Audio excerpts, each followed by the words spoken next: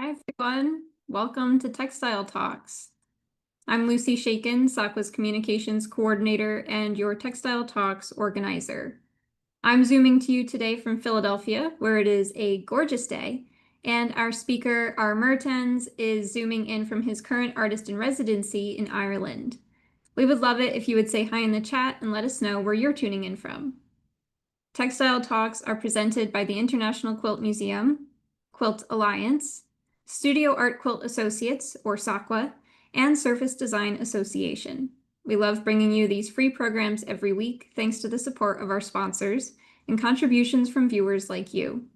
If you enjoy Textile Talks, please tell a friend about us, post about us on social media, and consider supporting our work financially with a donation at saqa.com/ttsupport.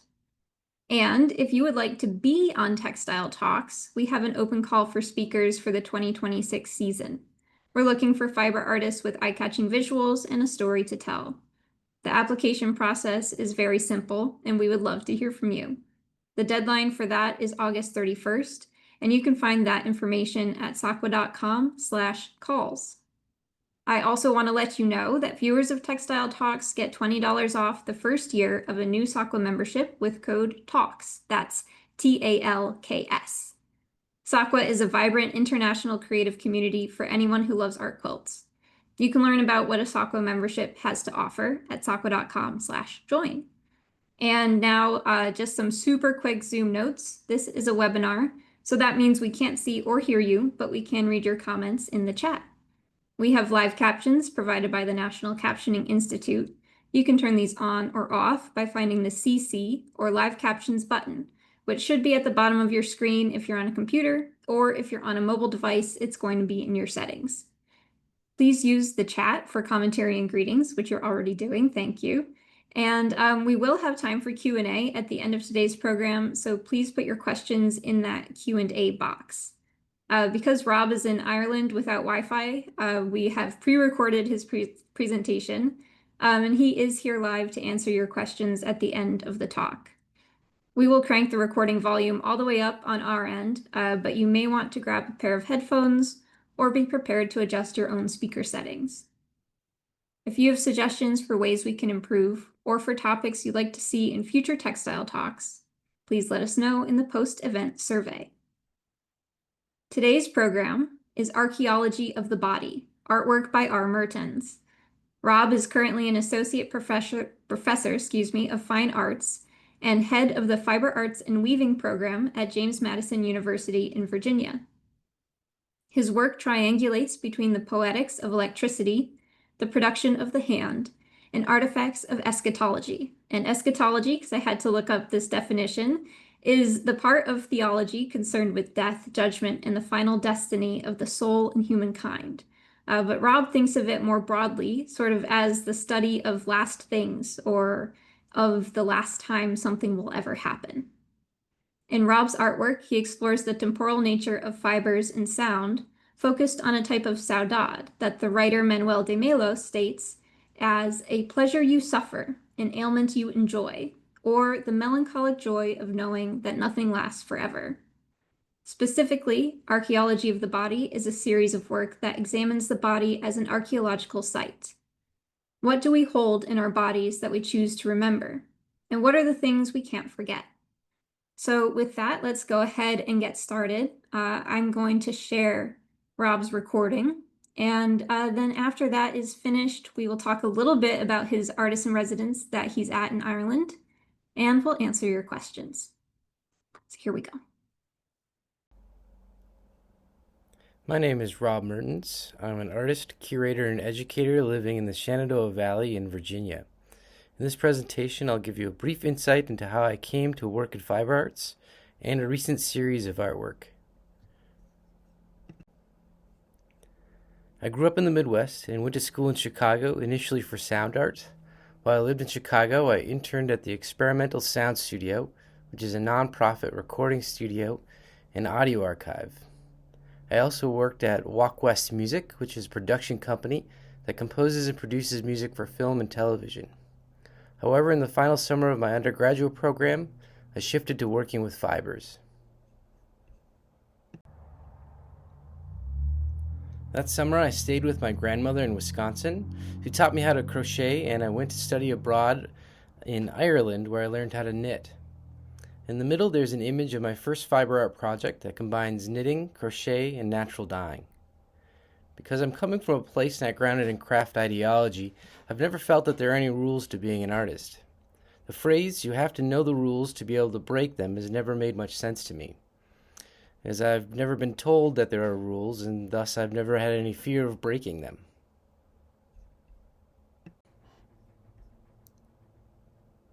This is an image of my undergraduate thesis where I utilized an installation space to create a piece called Tethered Number 2, Nissl Stain, referencing a German scientist Fran Nissel's process of identifying glial cells and neurons via aniline staining.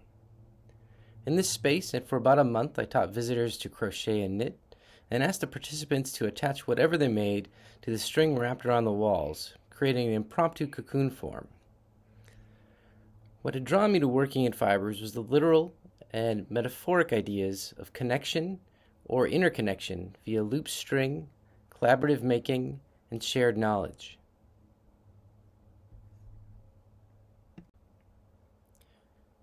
In graduate school, I further explored a connection between performance art, sound art, and fiber art, and I tried out the idea of creating rules.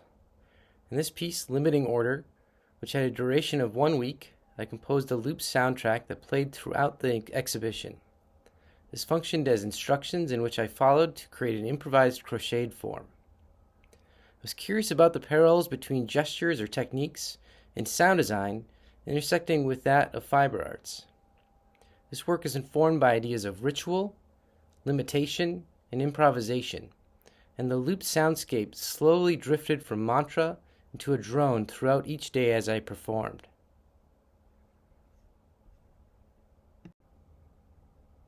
Later in grad school, at a residency I established, I continued to explore performance, sound, and fibers, this time working on a spinning wheel.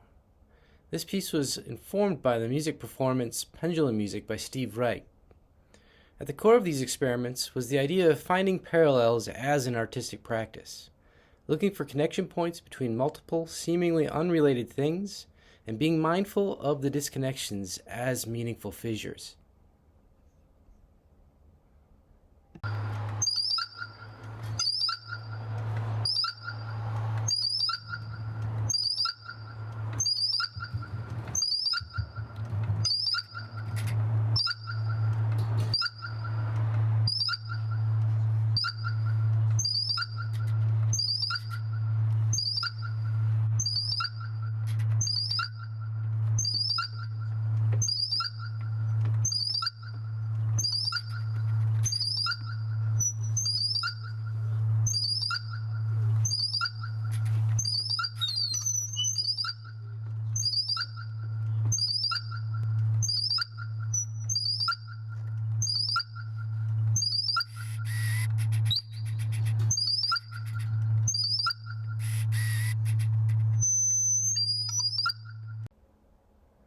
Much of my background and education comes from studying the discipline of sound art that focuses on minimalist and post-minimalist art practices. Such artists from this period include John Cage, Steve Reich, Alvin Lucier, Lamont Young, Sol LeWitt, Namjoon Pike, and Charlotte Moorman. In the right upper corner is an image of the performance Pendulum Music. It consisted of 4 microphones tethered to a ceiling. Below them are amplifiers that they are connected to. Performers let go of the mics, which then swing above their amps, creating feedback as they pass over. And as the swinging begins to slow, it changes from a rhythmic piece to a drone. I connected the philosophies of these artists with fiber artists in the 60s and 70s. This is a group of artists that challenged the definitions of fiber art, blurring the line between craft or applied art disciplines and fine art. Early exhibitions like Woven Forms at the Museum of Contemporary Craft in 1963, Eccentric Abstraction curated by Lucy Lepard in 1968, and Wall Hangings curated by Jack Lenore Larson and Mildred Constantine in 1969, in addition to the release of the book Beyond Craft, helped to expand the definition of fiber art. Artists such as Annie Albers, Lenore Tawney, Ruth Asawa, Sheila Hicks, Harmony Hammond, Faith Wilding, and Eva Hesse all greatly impacted my artwork. After graduate school, I traveled to Cusco, Pisac, and Quelca in Peru, and studied Andean art and religion for a month. While there, I learned how to backstrap weave. I was initially drawn to study in Peru due to my research in Andean quipu, a system of record keeping composed of different fibers, twists, and knots. I'm interested in different ways humans encrypt information in material. Later, at a residency in Joshua Tree, I taught others how to backstrap weave and create pebble weave designs consisting of ASCII binary codes. Prior to 2020, much of my artwork and research was focused on traveling. In 2016, I went back to Peru to further study Andean pebble weave patterns. I then took those weave structures and programmed them to be woven on a TC2. I had no idea where this research was going, and it was more about seeing whether or not the outcome would be compelling. I've been lucky enough to be able to travel to Ireland, Peru, Costa Rica, and South Korea for my research in artwork.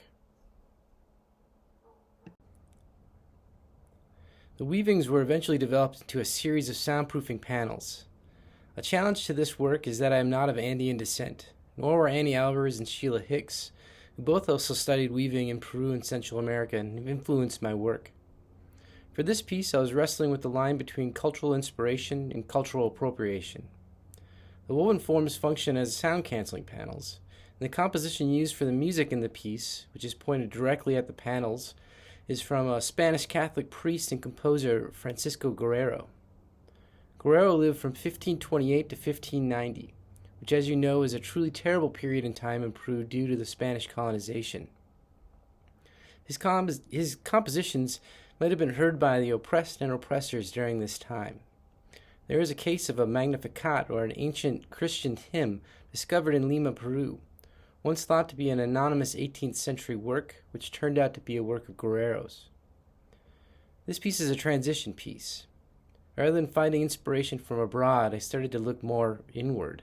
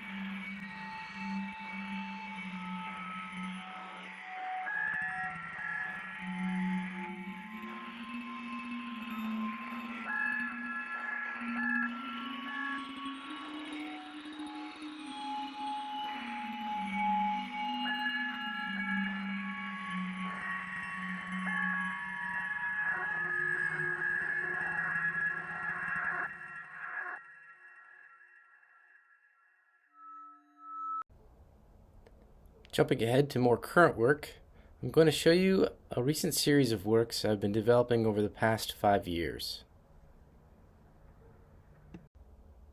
In 2020, during the COVID-19 pandemic quarantine, I was diagnosed with cancer and received surgical procedure to remove the cancerous tumor.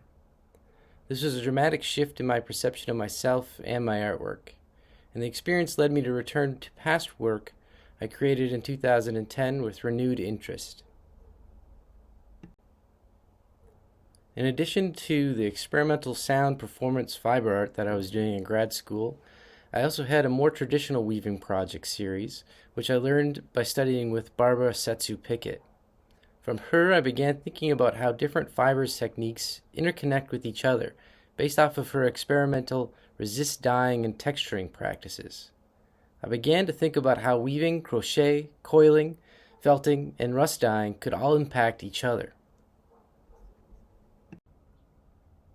I created 17 basket forms, exploring raw wool roving, ungalvanized steel wire, and coiling techniques. After the basket form was complete, I wet felted the forms, causing them to change shape and begin rusting. I was initially drawn to basketry because of the easy metaphors of vesselhood, thinking of skin as a basket. Like artists before me, I was drawn to wool and felt because of the physical properties of the material and the theoretical connections to skin. Felt is an isotropic in nature, meaning uniform in all directions, whereas felt that is actively rusting is anisotropic due to the degradation of the material, making it non-uniform, much like aging or ailing skin. In 2021, I received funds from a faculty research award that went towards purchasing raw materials that allowed me to complete larger scale variations of my work. This wool contributed to the completion of 12 new works and 4 new series of pieces that I continue to pursue. The first new series was developed from working with raw wool and steel wool woven together on a floor loom. This process allows for metaphors of layering and intertwining in addition to woven patterns.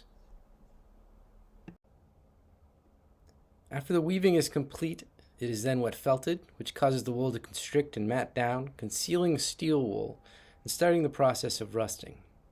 Another series was developed for the digital jacquard hand loom. This loom allows me the opportunity to develop digital images that will then be woven on the loom.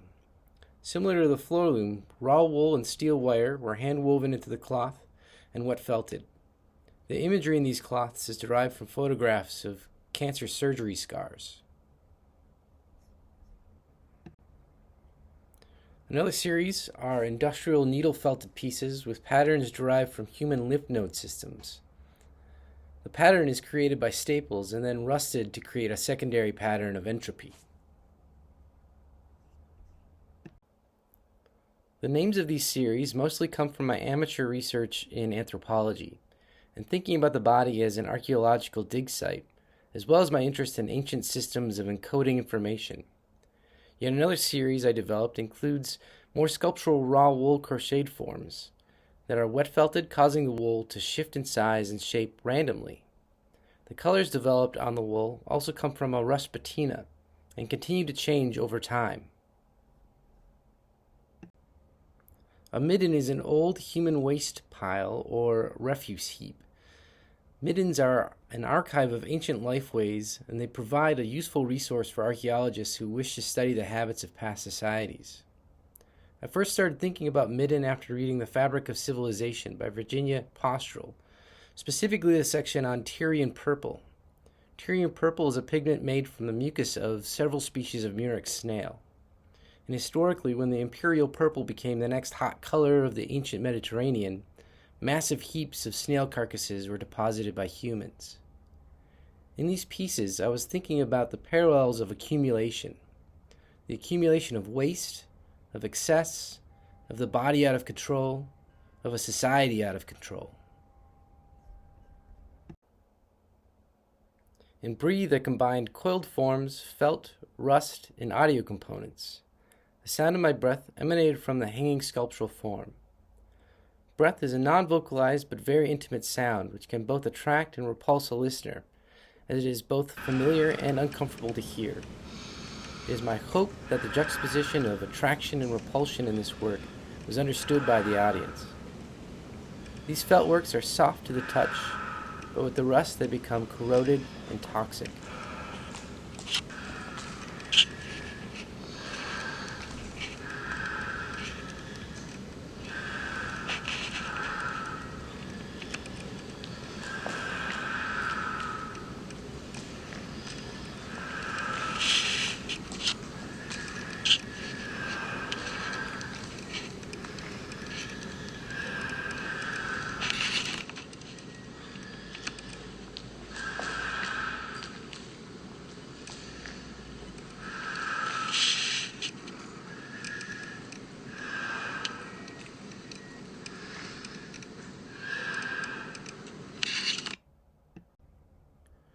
In the Textiliform series, I've continued working through weaving, felting, and rusting.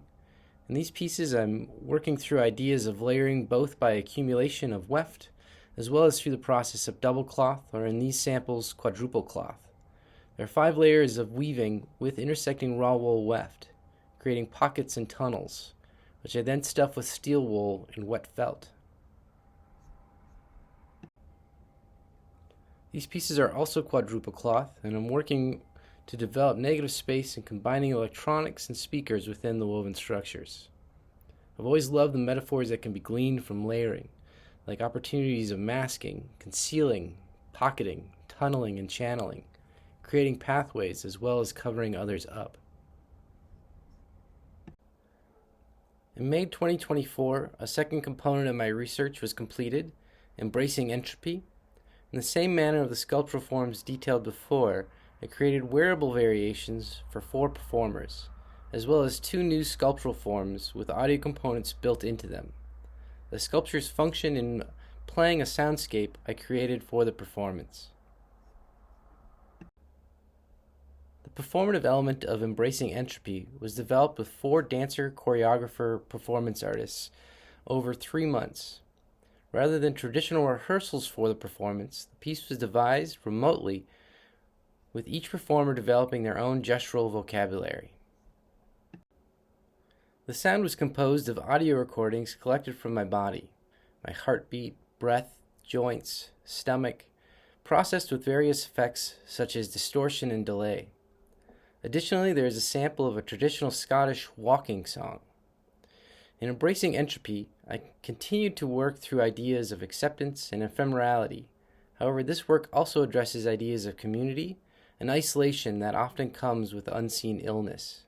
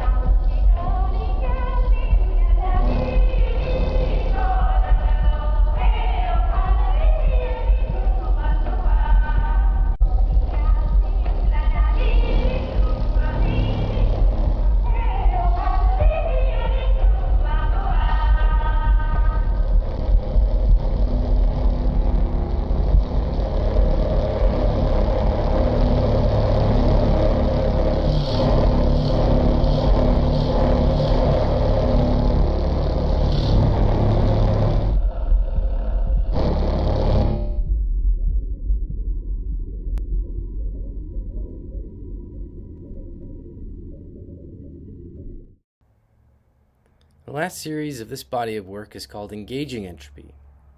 This work resulted in more sculptures, however these pieces are capable of making sound, but the sound is conditioned by its material's level of entropy or corrosion. This piece is called Crackle Quilt. The name stems from an experimental music instrument from the 1970s called a crackle box. Playing a crackle box is often described as laying of hands, as the device is played via physically entering into its circuit path, creating unpredictable and often parasite-like distortion. Crackle Quilt is a felted and pieced together collection of fabric circuits. Embedded in the wool is steel wool, which functions as a terminal on a circuit board.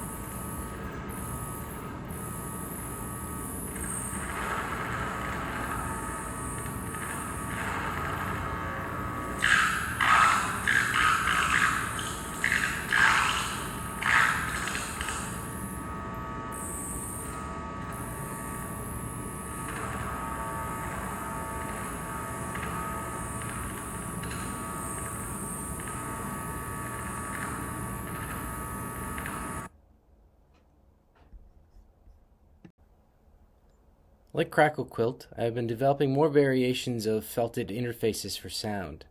These pieces are all wet felt and needle felted with steel wool. When a participant interacts with the different sections of felted steel wool, it functions like a kind of keyboard. As the steel is touched, it begins to rust from the contact. The title for this work stems from the landscape in the Burn, Ireland, where I studied as a student and have subsequently returned now as a professor. The sounds used for this iteration are sampled from traditional Gaelic instruments.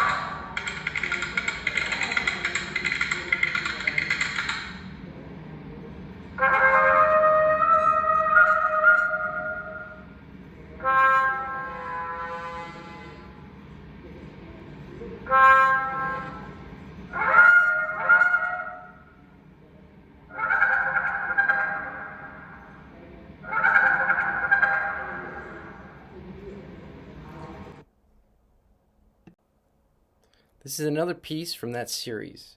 Developed as part of an outdoor exhibition, similar in design, it is a collection of sampler pads with steel wool needle felted designs. The designs all reference petroglyphic imagery found in ancient Irish archaeological sites. When this artwork is displayed as an interactive piece, participants engage in touching the pads and each other, resulting in sound vibrating through a cot. The sounds are solfeggio frequencies, sine waves at 174, 285, 396, 417, 528, 639, 741, 852, and 963 Hz, each thought to have different healing qualities. This experimentation with wool and felt has led to new directions in my research. In these new directions, I still think about the body and the ways in which we choose to mark our bodies compared to the ways our bodies become marked by time and experience. These new works initially have started out as a series called Reflexive Tell. This name is derived from two sources. The reflexive method is used in archaeology as a means of understanding a site based off of context, or often what is not present. And a tell, often habitual behavior, especially one occurring in a context that often features attempts at deception by persons under psychological stress. In this work, I've been thinking about the differences and similarities of absence and falsehoods, or a mistruth via omission. And in this last series I'm going to show you, I'm developing a visual language continued from the use of felting and rust dyeing with additional mattress suture stitches. The work goes through several transitions. It is first needle felted into a form or a panel, then wet felted further. This causes the form to change in unpredictable ways. After the wet felting process, I then needle felt rust dyed wool into the form, followed by using ungalvanized wire to create suture stitches to close some of the gaps created by the wet felting process. This wire is then exposed to the elements, causing it to further rust and corrode. The term suture is not to be confused with the medical stitching used for closing wounds.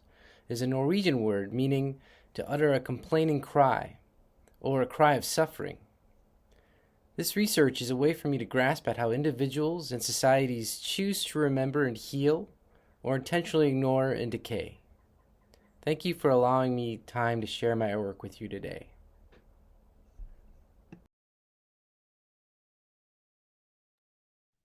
All right, Rob, thank you so much for that.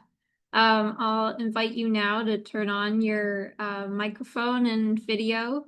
And for those of you in the audience, we have lots of time for your questions, so please send them in to us in that Q&A box, which you should find at the bottom of your screen. I should say Rob is in sort of a remote part of Ireland right now, and we've had a little bit of connectivity issues, so hopefully we can get through the Q&A with everyone being able to hear and see him.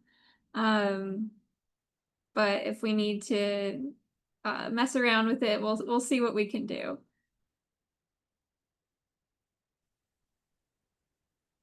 Can you,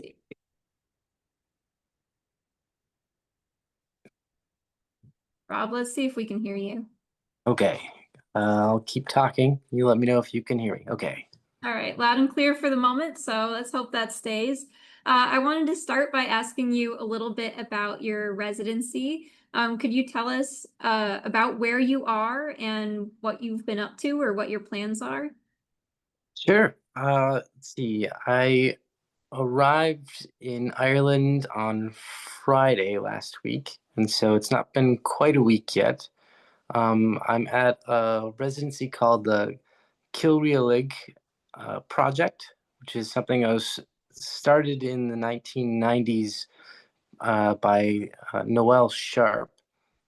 She adapted or found some famine houses that were, I think, from the 18th century, pretty old, 200 years old, and was able to convince the government and raise funds to turn the space into a series of artist residency retreat spaces. And so I think there's roughly 8 different cottages that artists from, like, in the visual arts to writing, musicians, It's filmmaking, all kinds of directions. Artists are able to come for different periods of time. I'll be at this residency for a total of a week. So on Friday, I'll leave this residency, and then I'm going to another one uh, called the Atelier West Cove Estates, which is actually really close. It's only about a 40-minute drive from here along the same kind of shoreline that I'm on.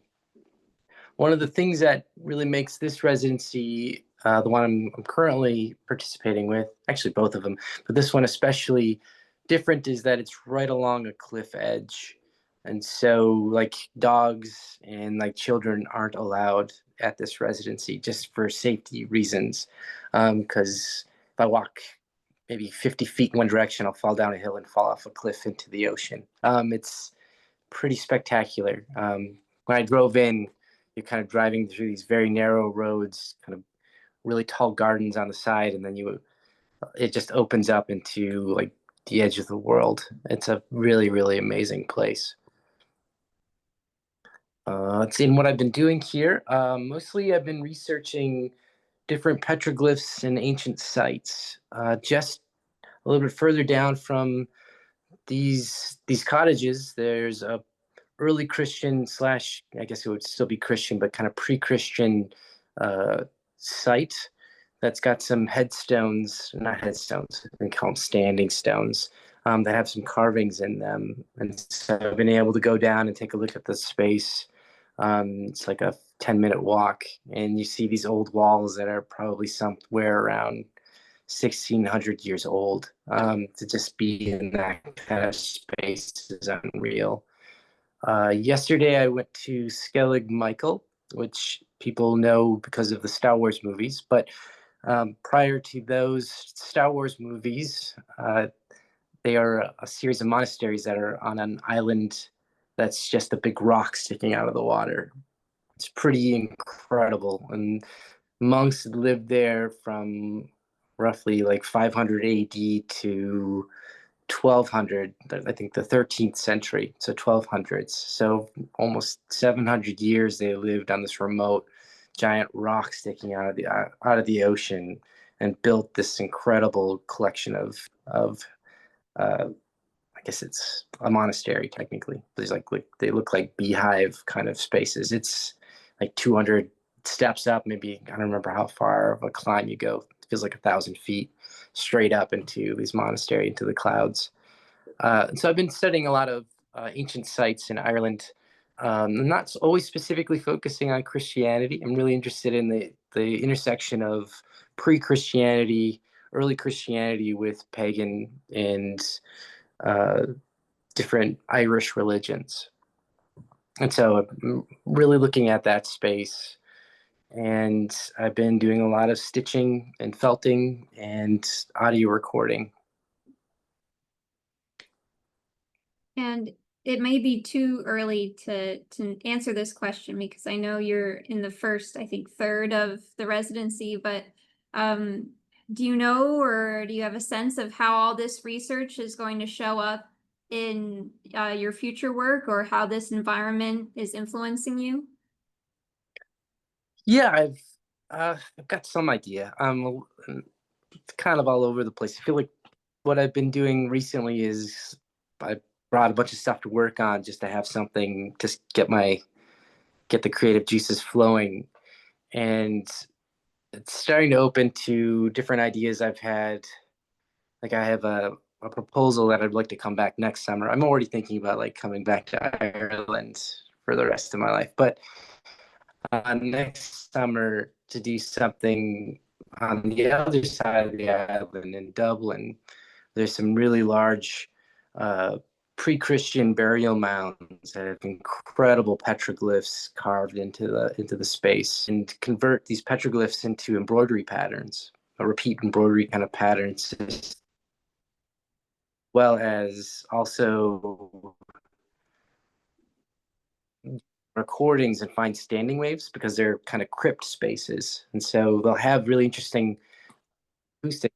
So I want to try to find those spaces, record, and then I've been working to adapt fabric, like mostly felt, but I'd like to do with all kinds of fabrics into speakers themselves. And so instead of using speakers, I turn stretched fabric into a speaker. And so playing some of those sounds back through speakers, it's kind of a big mix of weird ideas right now, but still combining textiles and sound, thinking about the tactility of sound and the texture of fiber coming together. I really want to work with, there's a storyteller in Ireland named Eddie Lenahan. I met him when I first came here as a student almost 20 years ago, and he's still telling incredible Irish folk tales. I love to work with him in some capacity, but we'll see where that goes. So this intersection of a lot of folktale, religion, and textile material history. I could keep rambling. I'll stop there. No, I love it. And it sounds fantastic. I think we can go now to the questions from the audience. And Lucretia um, wrote, she quoted something you said in your presentation, the way we choose to mark our bodies and the way age marks our bodies, interesting thoughts. And I also, I thought that was just a really nice way of putting things. And I'm wondering if you could talk a little more about that idea. And I'm also wondering, because we can see in your presentation and in the video that, you know, you're fairly heavily tattooed, if that plays into this sort of thinking and how that feeds into your artwork. Oh yeah, definitely. I think it was just along the lines like I've been really lucky for most of my life. I've not had a lot of health kind of issues. I've not had to get stitches. Well, I can't say that anymore. Not had broken bones, things like that. And so a couple of years ago, when I got sick and having to have surgery and losing like basic autonomy, like the ability to control anything, you're just kind of sitting around waiting. Um, really got me to start thinking about like how we collect things in our skin, how we collect things in our bodies. And I've already had like a lot of tattoos since as soon as I was able to get tattoos, I started getting them. And if I hadn't gone into the direction of working in textiles, I probably would have been working in tattoo. And now I'm coming back and I've got a tattoo needle and I'm starting to think about how do I tattoo onto fabric. Um, and so I've been thinking about, okay, I've been intentionally leaving a lot of marks on my body. And right away, I already understood like the irony of like people saying tattoos are forever, but bodies aren't forever. So that's really not a true statement. And so already thinking, well, tattoos are actually one of the most ephemeral art forms you can have. Because as soon as I'm gone, the tattoos are gone. And thinking about that in relationship to collecting scars from different kinds of surgeries, things that you don't have control over, things that if you're in accidents, and thinking about like the intersection of tattoo and scars. And so doing some research into when people therapeutically get tattoos to cover up scars, especially from cancer surgeries. And you can find all kinds of information about that. But there's been all these kinds of moments of overlap that I've been really interested in. And I think that's like a just a thing of also thinking about like how do we transition or shift thinking about our experiences from being really negative, like getting sick, being in an accident, if you survive through it, your body heals, but you collect the kind of markings from it. Well, how do we think about those markings as beautiful, as something that's not always a reminder of a terrible moment? Yeah, thank you. We have a comment from Roxanne in the chat. She says, New Grange has amazing carvings. I'm not sure if that's in Ireland, but a recommendation for you. That's Um, oh, yep, called it. and let's see, we have a couple of technical questions about the rust felting. So the first one is, what kind of wool do you use? I mostly use a Falkland top roving. It's from a farm in North Carolina that I work with all the time when I'm teaching. So if I'm teaching students how to felt, it's where I order all my wool from. Uh, and so that's specifically the type of wool. It's not like super high grade because I'm not I know I'm going to be kind of messing with it. Like I would never use like alpaca because it's just so pretty. I wouldn't want to. There's something about those textures that I feel like I want to hold on to. Whereas working with the Falkland top roving, uh, it's coarse enough that I feel like I'm not like really abusing the material by letting it rust and decay, intentionally making it kind of go bad. Um, but that's technically the kind of wool that I use. Some sheep wool specifically. Uh, I've used some like Icelandic sheep wool as well, but again, I try not to use anything that's like the softest, fluffiest things you can find. Mm-hmm. And I think that answers another one of these questions, because Catherine was asking if the rust will deteriorate the artwork eventually. The answer is yes, and that's intentional. Um, and someone else, Claire, wanted to know what type of steel wool do you use and exactly how do you include it in the felting? Are you felting at it with the wool together or separately and then incorporating it some other way? A couple different ways. And so what I've been doing lately is working with a needle felting gun. And so it's dry felting, and I've been applying steel wool into an already felted form. And so it's not really the steel wool can't felt. It doesn't have the barbs. And so I'm really just kind of stabbing it in and like trapping it into the wool. Um, Other ways I've approached it, I've on a drum carder, I've split the wool up and traditional just using wool onto a drum carder. And once I have a one layer of wool, I'll feed steel wool into the drum carder, and that starts to trap it and mix it in wool, and that kind of creates a little sandwich that holds the steel wool in. When I do that approach, I can get some pretty uniform color processes. So I don't do that too often because I really like the variegation. I like how uncontrolled it is. But when I mix it pretty thoroughly on a drum carder, I can get pretty even tones of oranges and browns. But usually a combination of those two things. Great. And is it just like steel wool you would buy for your kitchen to clean your pots and pans? Yep, just from the hardware store. You can get different grades. I get like the super fine, the least coarse, because I know I'm going to be trying to tease it apart as much as possible. You just got to make sure you always wear gloves when you do it. Great. Let's see. This one is from Jerry. Jerry wants to know if you could talk a little bit more about the technical aspects of how the circuits work to make sound when you touch them. Sure. It depends on which piece it is. Like a crackle box, that specifically is one of my favorite, but it's really hard to make. I mean, you can buy crackle boxes that are pre-made, and they'll have like a little copper contact plate that you can put your hands on.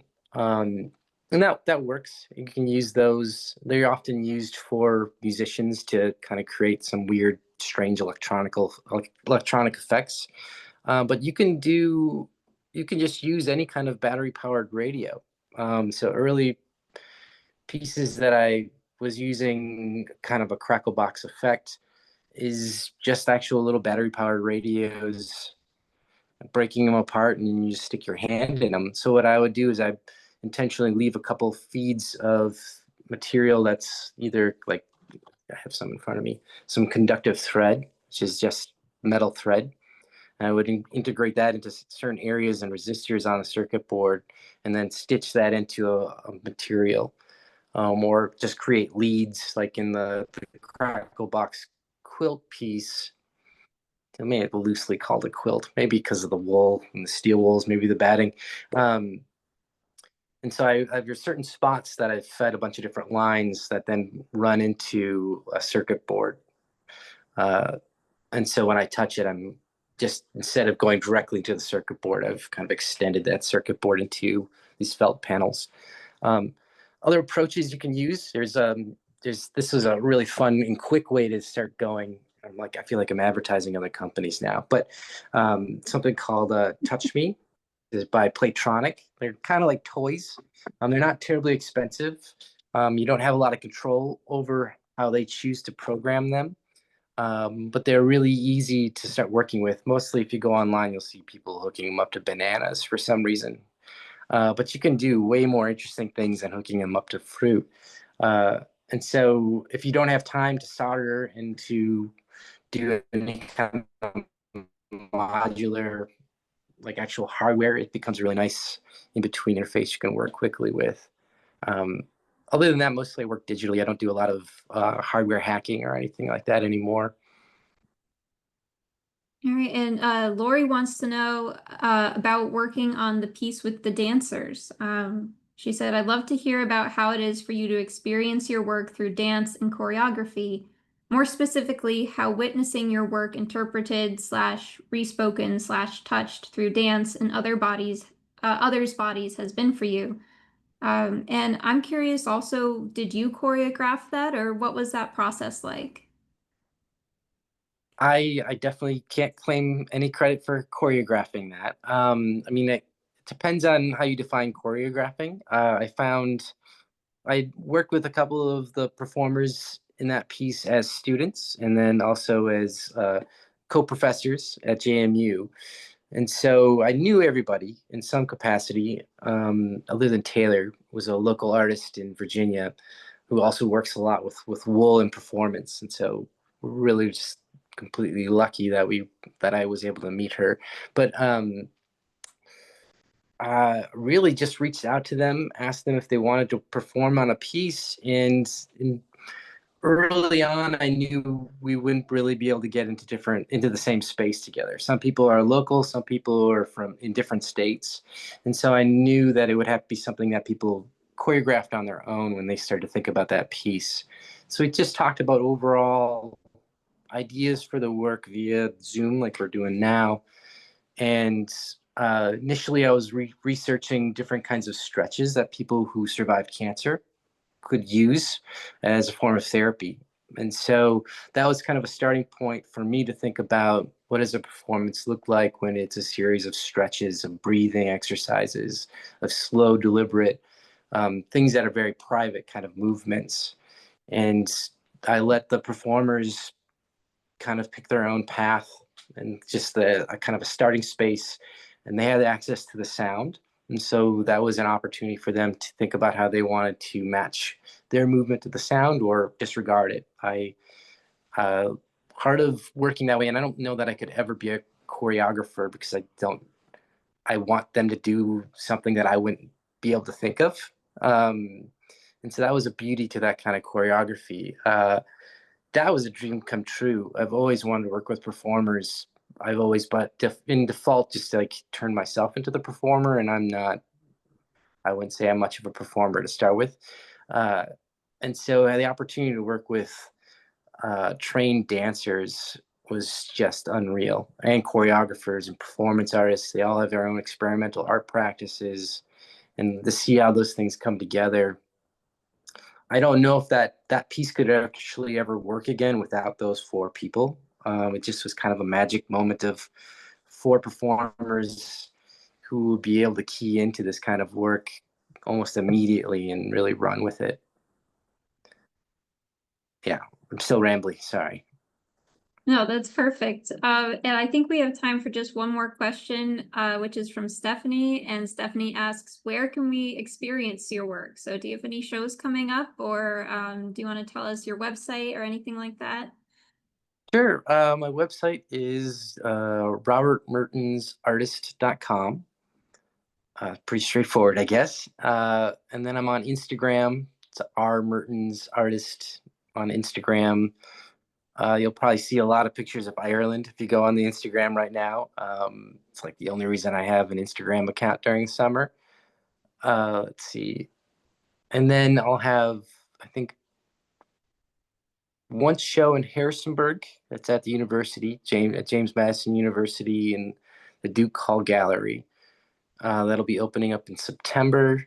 And then another show opening up in Stanton, Virginia. Let's see, that's in my hometown at a place called Ciders from Mars. And then I think around the same time, like October, November, there'll be a show at the Greenville Museum in North Carolina. I'm part of the Southeastern Fiber Arts Educators Association is going to have a group show. And I think in that show, I'll be showing a video of the performance piece instead of an actual thing that people can touch, like textile. I'll have a projection piece that's in that show. I think those are the next 3 shows that are coming up this fall. Okay, great. So those of you in the Southeast in Virginia, North Carolina area, you have something to look forward to this fall. And I just want to say thank you so much, Rob, for taking time out of your residency to be here today and for doing this textile talk. It was so great to learn about your art, and it was a really nice presentation of it. So thank you. Thank you so much for including me. This has been awesome. Be part of Studio Art Quilt Association and of Surface Design. Big fans of both. So this has been a really, really great experience for me too. Great. Well, thank you so much. And thank you to our audience for watching. As always, you can find all of the information about Textile Talks and also our recording archive of over 250 recordings at saqa.com/textile talks. If you enjoy Textile Talks, we would love it if you would tell a friend about us, post about us on social media, or consider supporting our work financially with a donation at saqa.com/tt support. And don't forget that viewers of Textile Talks get $20 off the first year of a new SAQA membership with code TALKS, that's TALKS. And if you love art quilts, then we would love to have you join us. We will see you next week, same time, same place, for a conversation with James Hopkins and Ravina Carr for Quilts for Kids Nepal, and that's presented by the International Quilt Museum. I hope you all have a fantastic Wednesday. Thanks for watching.